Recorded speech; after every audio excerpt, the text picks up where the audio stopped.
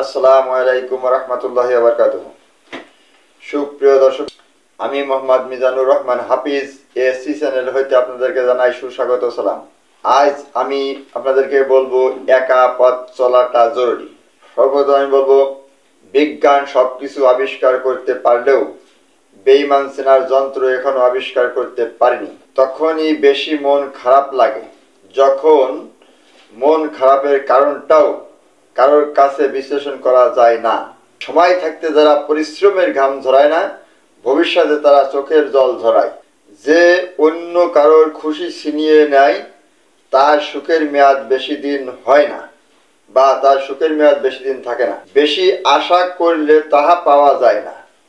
দেখবেন, আপনি জীবনে খুব আগ্রহ নিয়ে যে জিনিসটা চাইবেন, সেই জিনিসটাই হারিয়ে যাবে সবার আগে। প্রতিষ্ঠিত হলে সবাই পাশে থাকবে, কিন্তু প্রতিষ্ঠিত হতে কেউ সাহায্য করবে না। আমি আবার বলছি, প্রতিষ্ঠিত হলে সবাই পাশে থাকবে, কিন্তু প্রতিষ্ঠিত হতে কেউ সাহায্য করবে না। সব মেধাবীকে জিততে দেখিনি, কিন্তু কোনো পরিশ্রমিককে হারতে দেখিনি। অতএব পরিশ্রম করে জেতার চেষ্টা করো, অল্প হলেও সাফল্য আসবে। একা পথ চলাটা জরুরি, কারণ জীবনের সুসময়ে আত্মীয় বা বন্ধুর অভাব হয় না, আর দুঃসময়ে কেউ পাশে থাকে না। মানুষ ব্যর্থতা থেকে শেখে, সাফল্য থেকে নয়। তাই একবার ব্যর্থ হলেও পুনরায় চেষ্টা করা উচিত। সৎ পথে উপার্জন করো, অসৎ পথে নয়।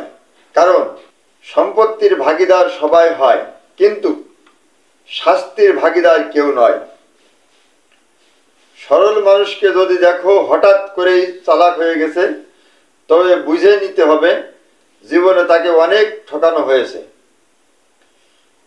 যদি কেউ তোমার চেহারা, যোগ্যতা আর পরিবার নিয়ে কথা বলে, তাহলে বুঝে নিও তোমার প্রতি তার ভালোবাসা ছিল না। যেটা ছিল সেটা ক্যালকুলেশন ও অভিনয়। একজন প্রকৃত বন্ধু হলো জীবনের সবচেয়ে বড় পাওয়া, মূল্যবান উপহার। বন্ধু হাজারটা নয়, একটাই হোক, তবে এমন হোক যাতে সুখের কথা নয়, মনের কথা বুঝতে পারে।